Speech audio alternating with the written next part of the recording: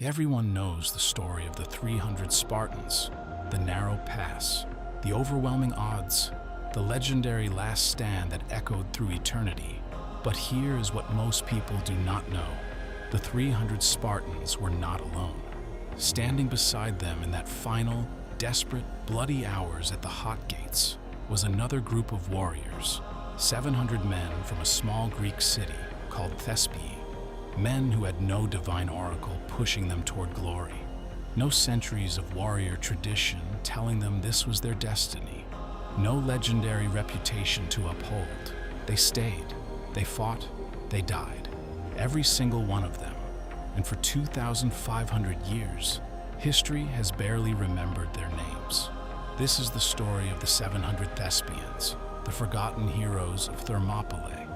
And when you understand why they chose to stay, the story of that past becomes something far more powerful than the legend you already know. To understand the Thespians, you first need to understand what Thespiae was.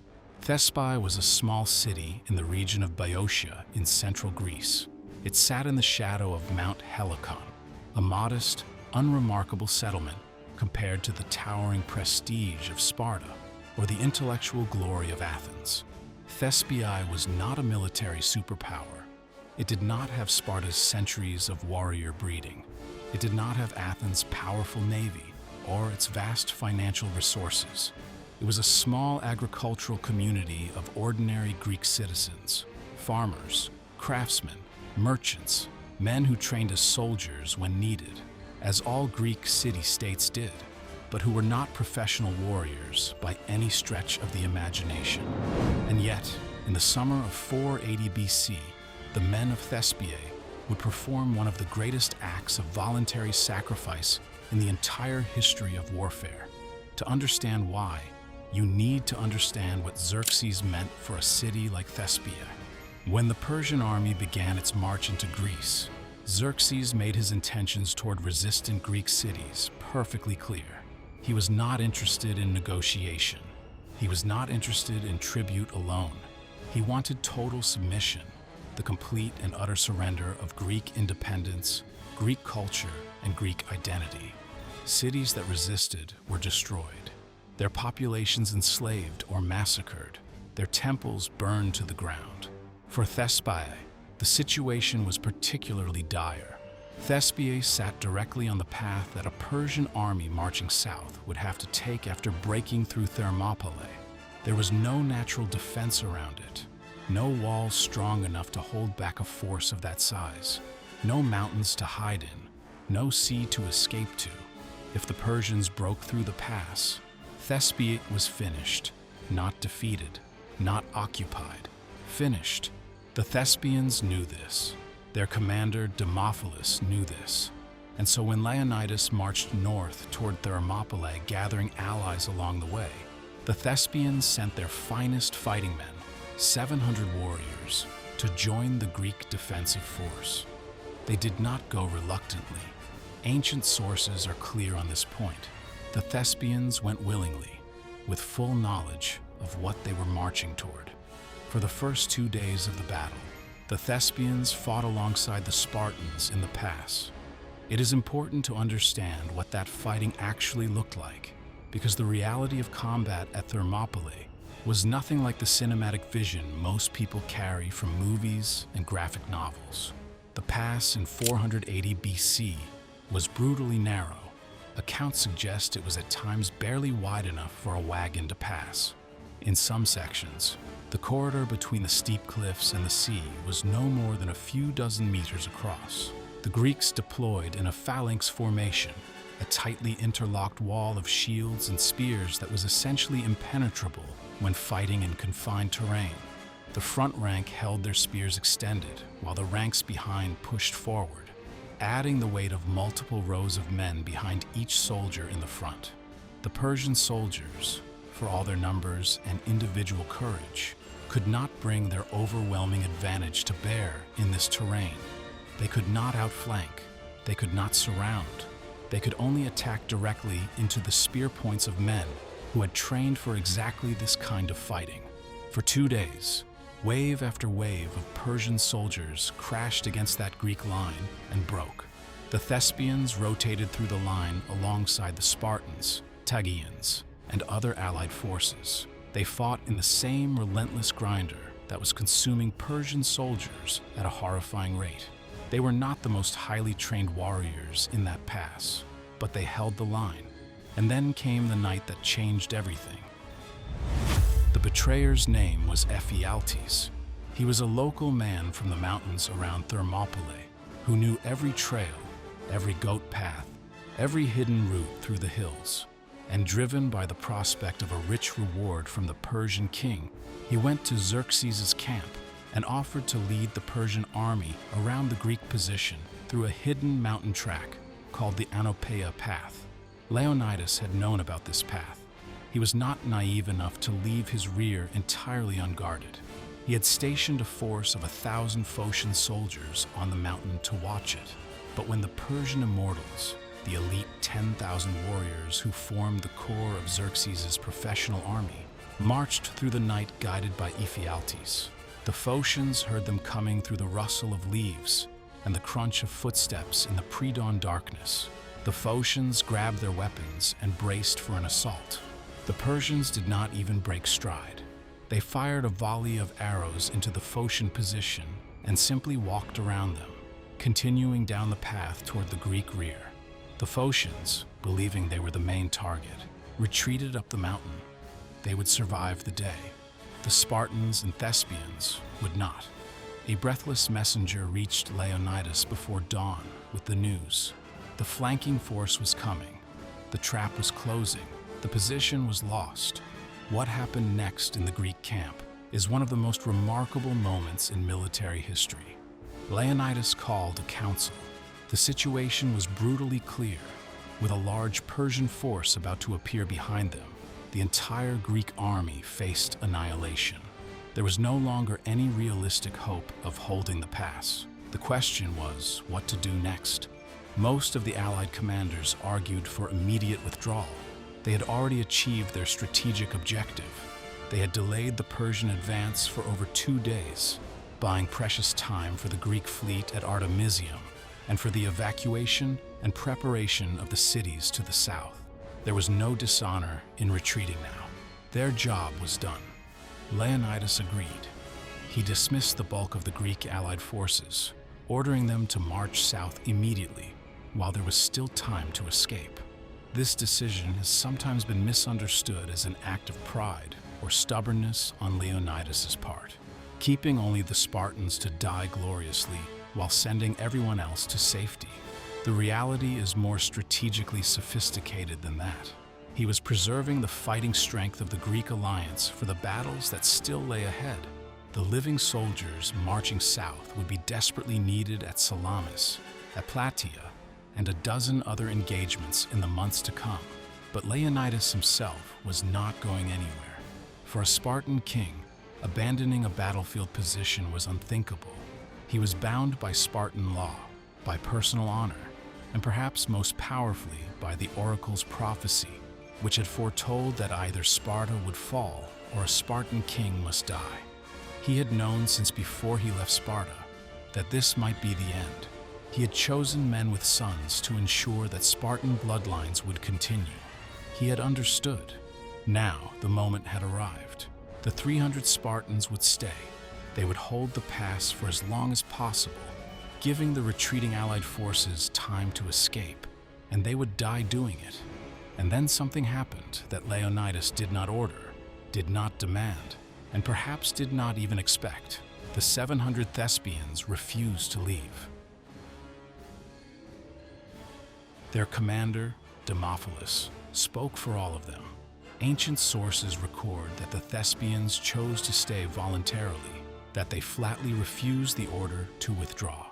They did not stay because of sacred law or prophetic destiny. They did not stay because their warrior culture demanded it, in the way Spartan culture demanded it of Leonidas. They stayed because they chose to. Think about what that choice actually meant. These were not men who had been raised from birth to view death in battle as the highest possible honor. These were not men whose entire society had been built around the acceptance of military sacrifice. These were ordinary Greek men, brave certainly, but ordinary in the way that most soldiers throughout history have been ordinary. Men with families, with trades, with lives they had left behind when they marched north to the pass. They knew what was coming. By this point in the battle, after 2 days of brutal fighting, and with a Persian flanking force already descending through the mountains, there was no illusion about what the next few hours held. The Thespians who chose to stay were not making a heroic gesture in a moment of confusion or unclear information. They were making a clear-eyed, fully informed decision to stand and die. Why? The answer, almost certainly, is Thespiae itself. If the Greek position fell and the surviving Allied soldiers escaped, the war would continue. Other battles would be fought. There was a real possibility, which subsequent events would prove correct, that Persia could ultimately be defeated. But Thespiae had no such future to look forward to regardless of how the wider war ended. If the Persians broke through Thermopylae and marched south, Thespiae was directly in their path. The city's men had defied Persia. The city had sent its soldiers to resist the great king. Xerxes' vengeance would be absolute, and the Thespians knew it. History would confirm their fear.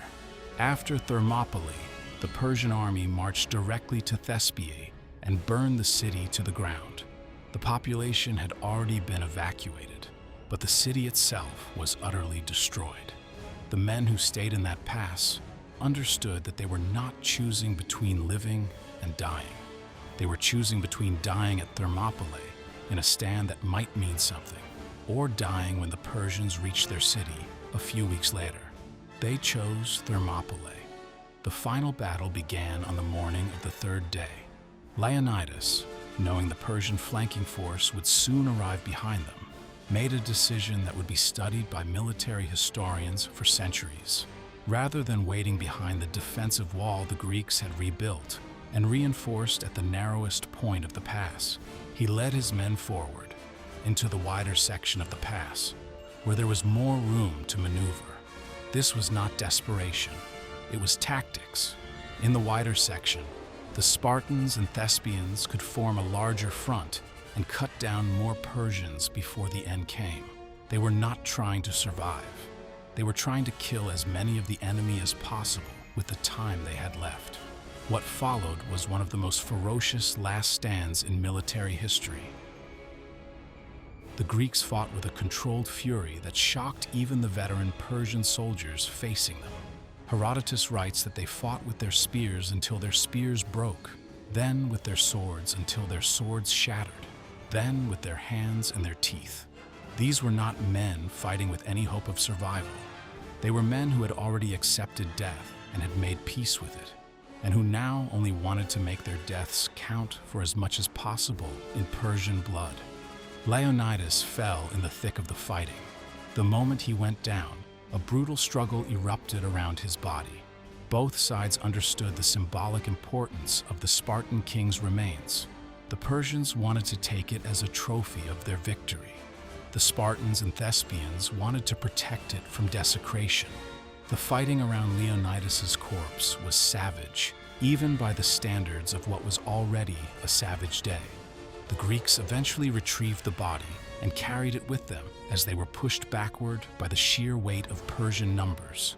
The end came on a small hill at the rear of the pass, a rocky high point where the surviving Greeks made their final stand, surrounded on all sides, with the Persian flanking force now blocking their rear. They were beyond any hope of escape. Xerxes ordered his archers to end it. The Persian arrows fell like rain on that small hill. When it was over, nearly every Spartan and every Thespian lay dead. The Thespians had fought to the last man, just as they had said they would. In the aftermath, Xerxes walked the battlefield.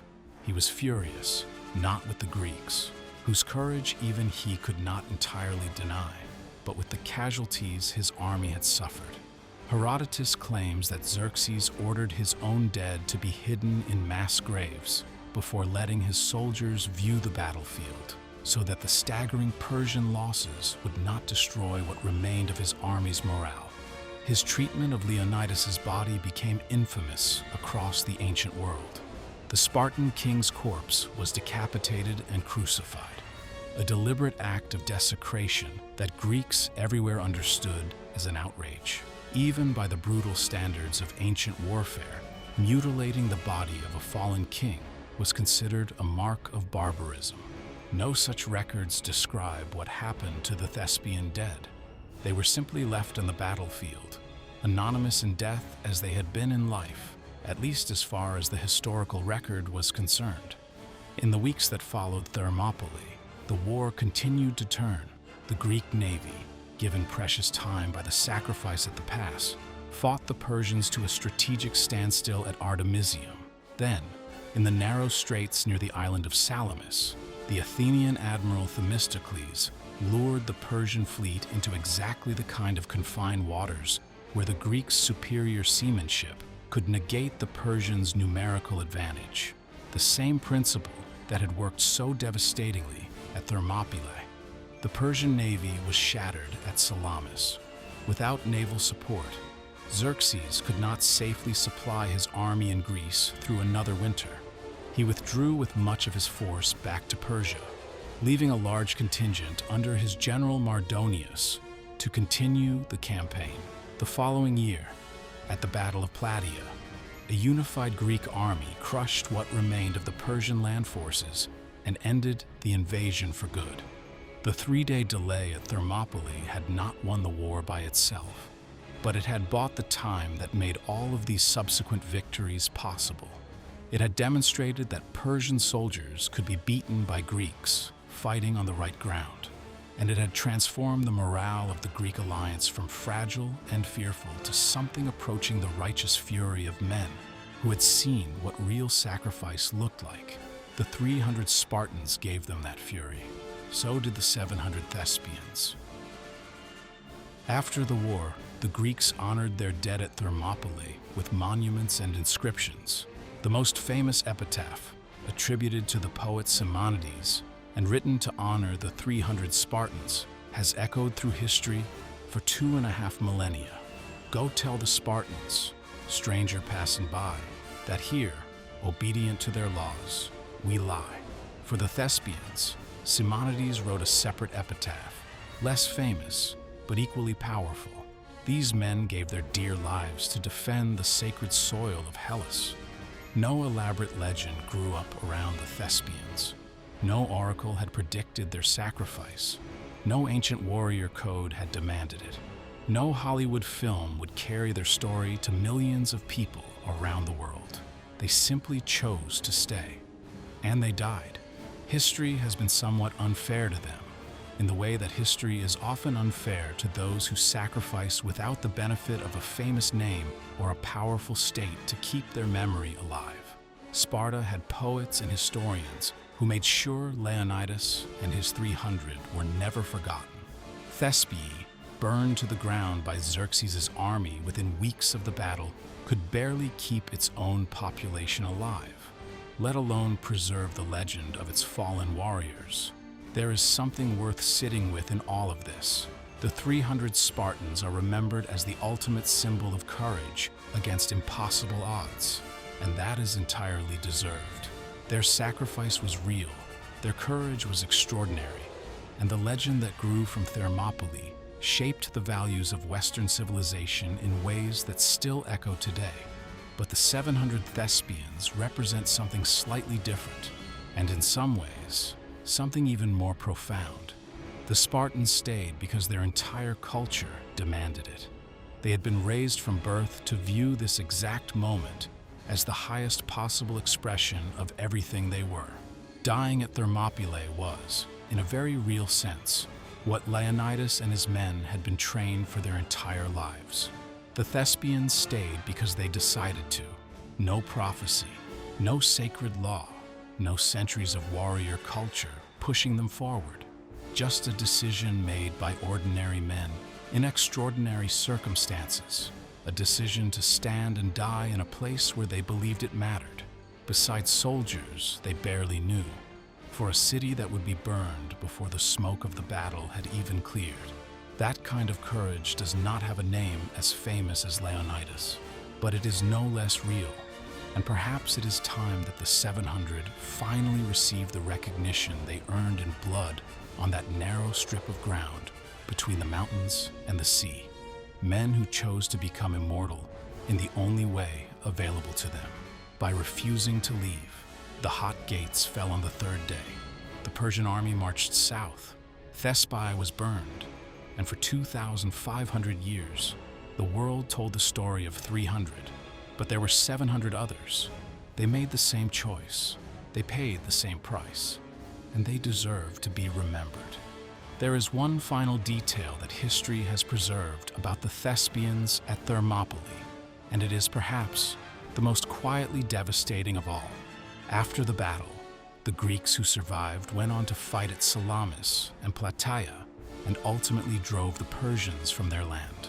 They returned to their cities, rebuilt what had been damaged, and resumed their lives. Sparta continued to stand as the dominant military power in Greece for another century. Athens entered its golden age. The stories of Thermopylae were told and retold, carved into monuments, written into poems, sung at festivals. The Thespians who died in the pass had no city to return to. Thespiae had been burned by Xerxes' army, the families the Thespian soldiers left behind, the wives, the children, the parents who had watched those 700 men march north, knowing the odds, had been evacuated before the city fell, but they returned to rubble. They had to rebuild everything from nothing in the aftermath of a war that had consumed so much of what Greece was. And the men who might have led that rebuilding, the 700 strongest fighting men Thespiae could produce, were lying dead in a mountain pass, 2 days' march to the north. The city did eventually recover. Thespiae was rebuilt over the following years and continued to exist as a functioning Greek city for centuries afterward. But it never regained significant power or influence. It remained a small and largely overlooked settlement in the shadow of larger and more powerful neighbors, which is, perhaps, the final injustice of the story. The men of Thespiae gave everything they had, their lives, their city's future fighting strength, their contribution to Greek civilization, in a moment of clear-eyed, voluntary sacrifice that history has never properly acknowledged.